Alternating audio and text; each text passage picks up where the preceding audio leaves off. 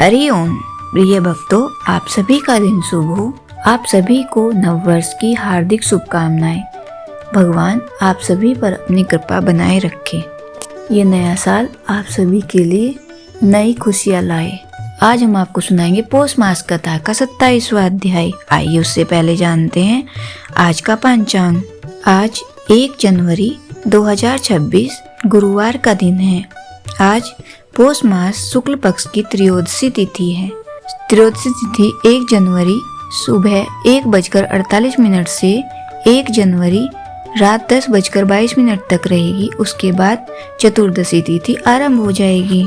राहु काल रहेगा दोपहर 1:49 से दोपहर 3:09 तक। शुभ काल अभिजीत मुहूर्त दोपहर 12:09 से दोपहर 12:51 तक रहेगा। अमृत काल रहेगा शाम 7:58 से रात 9:23 तक। ब्रह्म मुहूर्त रहेगा सुबह 5:36 से सुबह 6:24 तक। सूर्य उदय होगा सुबह 7:12 पर और सूर्यास्त होगा शाम 5:48 पर। आइए अब सुनते हैं ये प्रेरक कथा। एक नदी के तट पर एक शिव मंदिर था। एक पंडित जी और एक चोर प्रतिदिन अपनी अपनी आस्था के अनुरूप मंदिर आया करते थे। जहाँ पंडित जी फल फूल दूध चंदन आदि से प्रतिदिन शिव जी की पूजा किया करते थे, वहीं वह चोर रोज भगवान को खरी खोटी सुनाता और अपने भाग्य को कोसता रहता। एक दिन पंडित जी और चोर एक साथ मंदिर में बाहर निकले। निकलते ही चोर को स्वर्ण मुद्राओं से भरी एक थैली मिल गई, जबकि ठीक उसी समय पंडित जी के पैर में एक कील घुस गई। चोर स्वर्ण मुद्राओं से भरे थैले को पाकर अत्यंत प्रसन्न था, जबकि पंडित जी पीड़ा से परेशान थे। लेकिन पंडित जी को कील की पीड़ा से अधिक इस बात का कष्ट था कि मेरे पूजा पाठ करने के बाद भी बदले में भगवान ने मुझे कष्ट दिया, जबकि इस चोर के कुकर्मों के बदले में उसे स्वर्ण मुद्राओं के रूप में पुरस्कार मिला। अब मंदिर से आवाज आई, हे पंडित, आज तुम्हारे साथ एक बड़ी दुर्घटना होने वाली थी, लेकिन तुम्हारे सत्कर्मों के कारण तुम केवल कील लगने की पीड़ा पाकर ही मुक्त हो गए। जबकि इस चोर के भाग्य में आज अपार धन संपत्ति प्राप्ति का योग था, लेकिन अपने कुकर्मों के कारण उसे केवल कुछ मुद्राएं ही मिली। तो प्रिय श्रोताओं, अच्छे कर्म से ही मनुष्य का भविष्य और भाग्य बनता बिगड़ता है। इसलिए सदैव सत्कर्मों में आस्था बनाए रखना चाहिए। बोलिए शंकर भगवान की जय। आइए अब सुनते हैं कथा का 27वां अध्याय। श्री नारायण बोले, इस प्रकार कहकर मौन हुए मुनीश्वर वाल्मीकि मुनि को सपत्नीक राजा दृढ़धनुआ ने नमस्कार किया और प्रसन्नता के साथ भक्ति पूर्वक पूजन किया। उस राजा दृढ़धनुआ से की हुई पूजा को लेकर आशीर्वाद को दिया, तुम्हारा कल्याण हो। पापों का नाश करने वाली सरयू नदी को मैं जाऊंगा। इस समय हम दोनों को इस प्रकार बात करते सायंकाल हो गया है। यह कहकर मुनि श्रेष्ठ वाल्मीकि मुनि शीघ्र चले गए। राजा दृढ़धनुआ भी सीमा तक वाल्मीकि मुनि को पहुंचाकर अपने घर लौट आया। घर जाकर अपनी गुण सुंदरी नामक सुंदरी स्त्री से बोला। राजा दृढ़धनुआ बोला, अई सुंदरी, राग द्वेष लोभ मोह मद मात्सर्य इन 6 शत्रुओं से युक्त गंधर्व नगर के समान इस असार संसार में मनुष्य को क्या सुख है। कीट विष्ठा भस्म रूप और वात पित्त कफ इनसे युक्त मल मूत्र रक्त से व्याप्त ऐसे इस शरीर से मेरा क्या प्रयोजन है। हे वरारोहे, अध्रुव शरीर से ध्रुव वस्तु एकत्रित करने के लिए पुरुषोत्तम का स्मरण कर वन को जाता हूँ। तब वह गुण सुंदरी ऐसा सुन के विनय से नम्रता युक्त तथा शुद्धता से हाथ जोड़ अपने पति से बोली। गुण सुंदरी बोली, हे नरपते, मैं भी तुम्हारे साथ चलूंगी। पतिव्रता स्त्रियों के पति ही देवता हैं। जो स्त्री पति के जाने पर पुत्र के गृह में रहती है, वह स्त्री पुत्रवधू के अधीन हो पराए गृह में कुत्ते के समान रहती है। पिता स्वल्प देता है और भाई भी स्वल्प ही देता है। अत्यंत देने वाले पति के साथ कौन स्त्री न जाएगी। इस प्रकार प्रिय की बात को स्वीकार कर पुत्र का अभिषेक कर स्त्री सहित शीघ्र ही मुनियों से शोभित वन को गया। दोनों स्त्री पुरुष हिमालय के समीप गंगा जी के निकट जाकर पुरुषोत्तम मास के आने पर दोनों काल में स्नान करने लगे। हे नारद, यहाँ पुरुषोत्तम मास को प्राप्त कर विधि से पुरुषोत्तम का स्मरण कर भार्या सहित तपस्या करने लगे। ऊपर हाथ किए बिना अवलंब पैर के अंगूठे पर स्थिर आकाश में दृष्टि लगाए निराहार होकर राजा श्री कृष्ण का जाप करने लगे। इस प्रकार व्रत की विधि में स्थिर हुए तपोनिधि राजा की पतिव्रता रानी सेवा में तत्पर हुई। इस प्रकार तप करते हुए राजा का पुरुषोत्तम मास संपूर्ण होने पर घंटी माओ के जल से विभूषित विमान वहां आया। ऐसे तत्काल आए हुए पुण्यशील और सुशील सेवित विमान को देखकर स्त्री सहित राजा आश्चर्य युक्त हो विमान में बैठे हुए पुण्यशील और सुशील को नमस्कार किया। पुनः वे स्त्री सहित राजा को विमान में बैठने की आज्ञा दिए। स्त्री सहित राजा विमान में बैठ के सुंदर नवीन शरीर धारण कर तत्काल गोलोक को गए। इस प्रकार पुरुषोत्तम मास में तप करके भय रहित लोक को प्राप्त होकर हरि के निकट आनंद करने लगे। और पतिव्रता स्त्री भी पुरुषोत्तम में तप करते हुए पति की सेवा कर उसी लोक को प्राप्त हुई। श्री नारायण बोले, हे नारद, मेरी एक जीवा है, इस समय इसका क्या वर्णन करूं। इस पृथ्वी पर पुरुषोत्तम के समान कुछ भी नहीं है।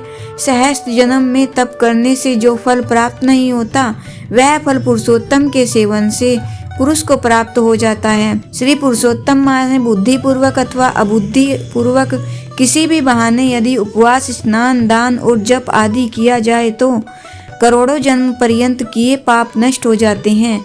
जैसे दुष्ट बंदर ने अबुद्धि पूर्वक 3 रात तक पुरुषोत्तम मास में केवल स्नान कर लिया और उसके पूर्व जन्म के समस्त कुकर्मों का नाश हो गया, और वह बंदर भी दिव्य शरीर धारण कर विमान पर चढ़कर जरा मरण रहित गोलोक को प्राप्त हुआ। इसलिए यह पुरुषोत्तम मास संपूर्ण मासों में अत्यंत श्रेष्ठ मास है। इसलिए क्योंकि इसने बिना जाने से ही पुरुषोत्तम मास में किए गए स्नान मात्र से दुष्ट वानर को हरि भगवान के समीप पहुंचाया। अहो, आश्चर्य है। श्री पुरुषोत्तम मास का सेवन जो नहीं करने वाले वे महामूर्ख हैं, वे धन्य हैं और कृतकृत्य हैं तथा उनका जन्म सफल है।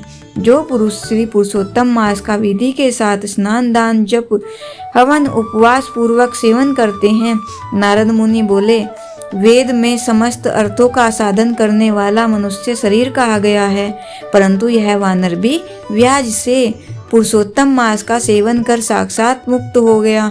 हे तपोनिधि, संपूर्ण प्राणियों के कल्याण के निमित्त मुझसे इस कथा को कहिए। इस वानर ने 3 रात्रि तक स्नान कहाँ पर किया? यह वानर कौन था? आहार क्या करता था? उत्पन्न कहाँ हुआ? कहाँ रहता था? और श्री पुरुषोत्तम मास में व्याज से उसको क्या पुण्य हुआ? यह सब विस्तार से सुनने की इच्छा करने वाले मेरे से कहिए। आपसे कथामृत श्रवण करते हुए मुझे तृप्ति नहीं होती है। श्री नारायण बोले, कोई केरल देश का अत्यंत लालची, शहद की मक्खियों के समान धन में प्रेम रखने वाला, सर्वदा धन के संचय करने में तत्पर रहने वाला ब्राह्मण था।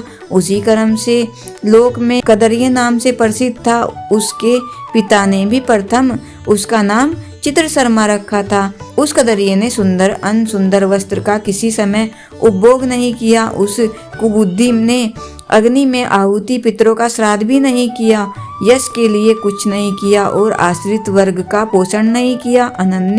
अन्याय से धन को इकट्ठा कर पृथ्वी में गाड़ दिया।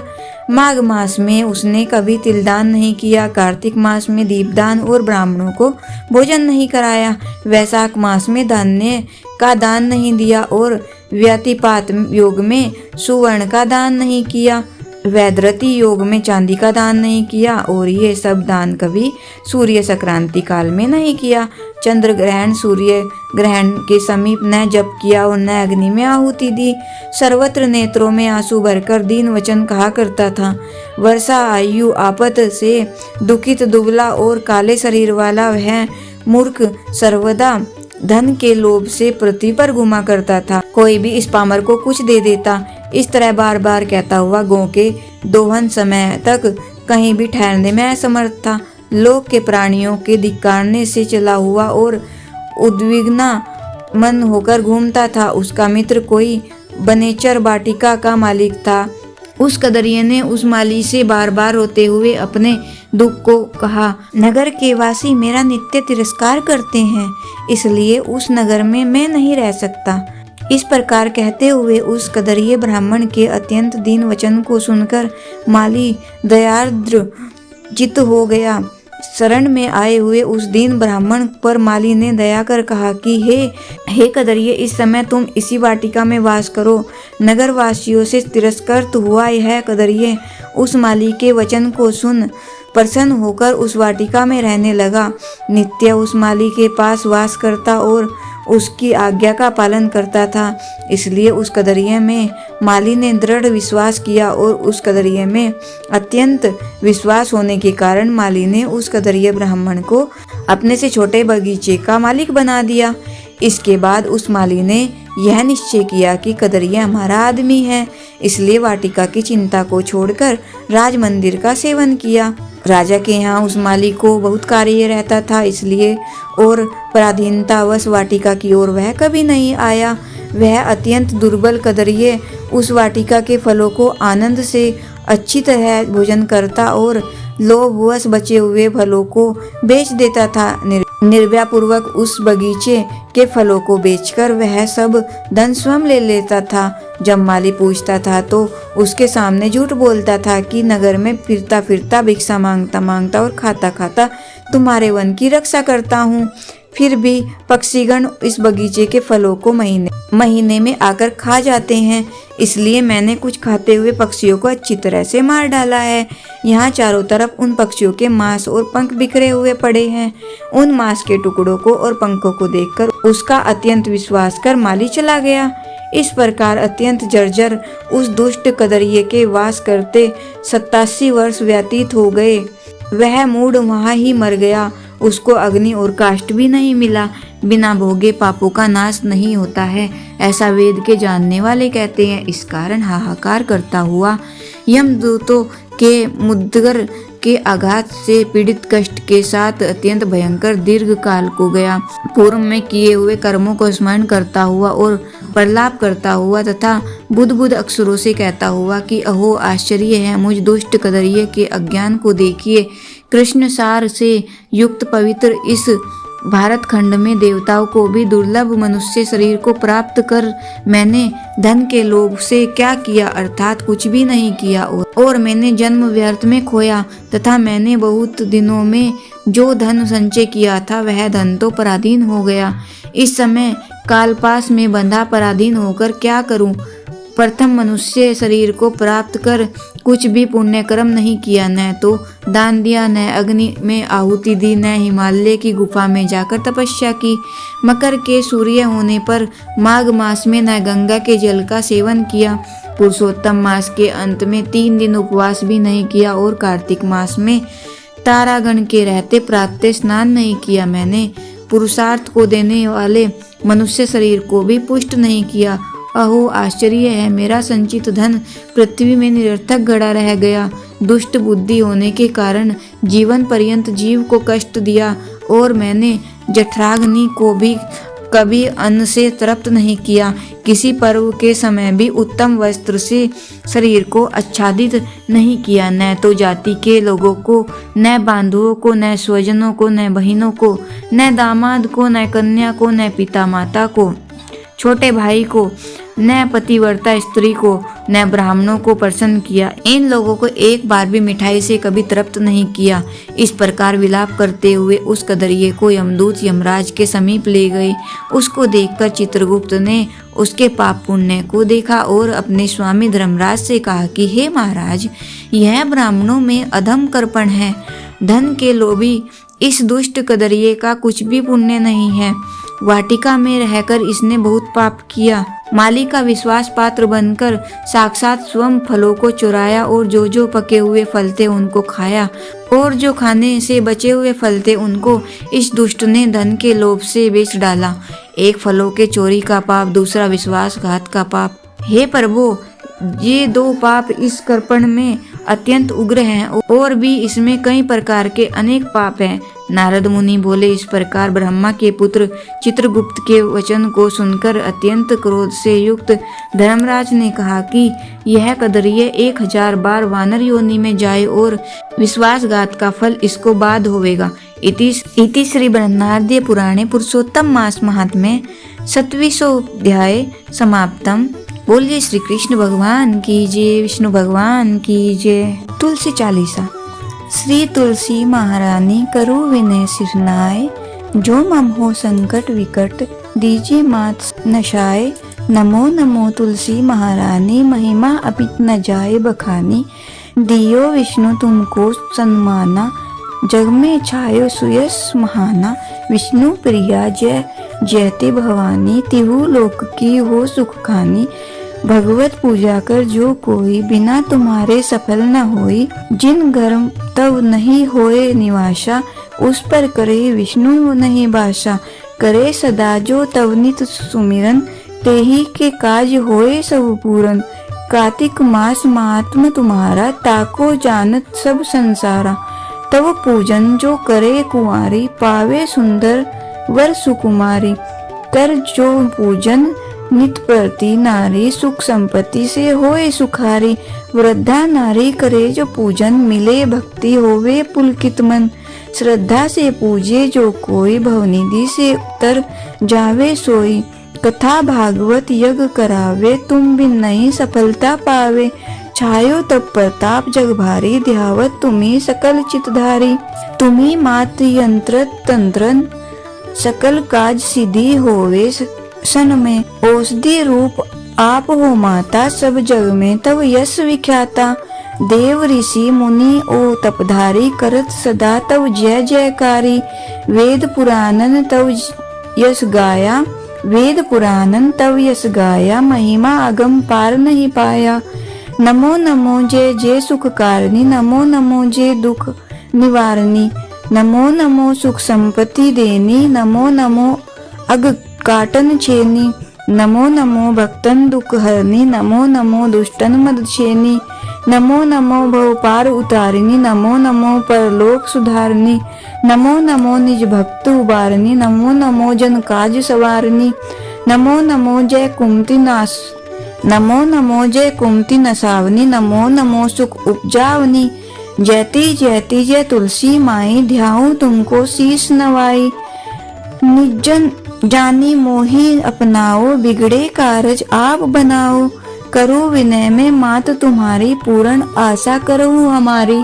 शरण चरण कर जोरी मनाऊं, निस्दिन तेरे ही गुण गाऊं।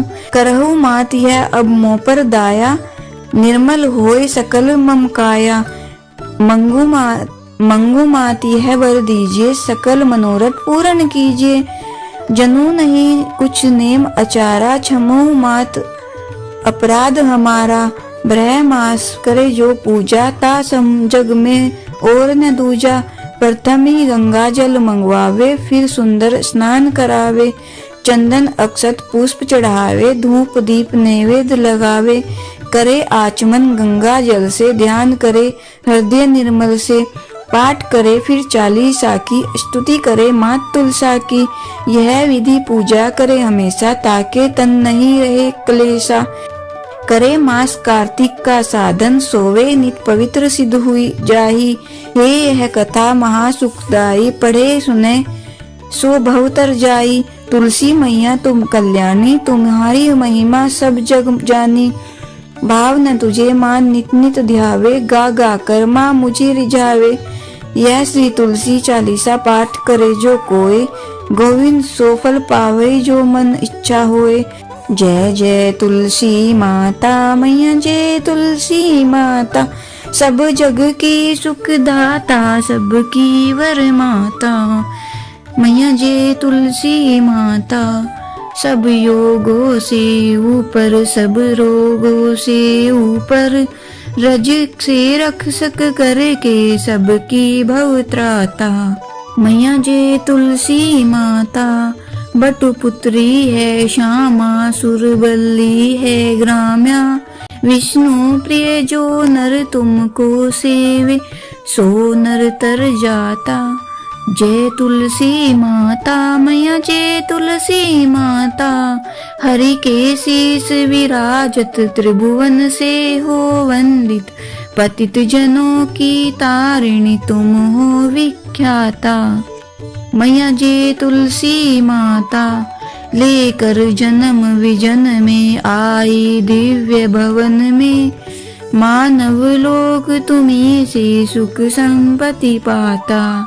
मैया जय तुलसी माता, हरि को तुम अति प्यारी, श्याम वर्ण सुकुमारी, प्रेम अजब है उनका तुमसे कैसा नाता, हमारी विपद करो तुम कृपा करो माता। मैया जय तुलसी माता, जय जय तुलसी माता, मैया जय तुलसी माता, सब जग की सुखदाता, सबकी वर माता। मैया जय तुलसी माता, बोले तुलसी माता की जय। सूर्य चालीसा। कनक बदन कुंडल मकर, मुक्ता माला अंग, पद्मासन स्थित ध्याये शंख चक्र के संग। जय सविता जय जयति दिवाकर, सहस्रांशु सप्ताश्वर तिमिर हर, भानु पतंग मारीची, भास्कर सविता हंस सुनूर, विभाकर विश्वान, आदित्य विकर्तन, मार्तंड हरि रूप विरोचन। अंबर मणि खग रवि कहलाते, वेद हिरण्य गर्भ कह गाते। सहस्रांशु प्रद्योतन, कही कही मुनिगण होत, प्रसन्न मोदल ही अरुण सदर्श, सारथी मनोहर हाकत है साता, चढ़ी रथ पर। मंडल की महिमा अति न्यारी, तेज रूपी केरी बलिहारी, उच्चे श्रवा दर्शस है जोते, देखी पुरंदर लज्जित होते। मित्र मरीचि भानु अरुण भास्कर, सविता सूर्य अर्क खग कलिहर, पूषा रवि आदित्य नामले, हिरण्य गर्भाए मने कही के, द्वादश नाम प्रेम सो गावे। मस्तक 12 बार नवावे, 4 पदार्थ सो जन पावे, दुख दरिद्र अगपुंज नसावे। नमस्कार को चमत्कार यह, विधि हरिहर को कृपा सार यह, शैवे भानु तुम ही मन लाई, अष्ट सिद्धि नवनिधि ते ही पाई।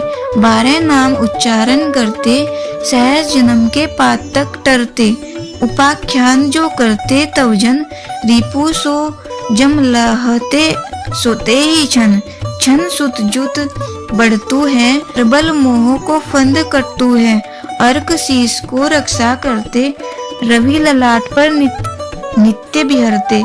सूर्य नेत्र पर नित्य विराजते, कर्ण देश पर दिनकर छाजते। भानु नसिका वास करहु नित, भास्कर करत सदा मुख को हित। ओट रहे परजन्य हमारे, रसना बीच क्षण बस प्यारे। कंठ सुवर्ण रेत की शोभा, तिग्म तेजस कांधे लोभा।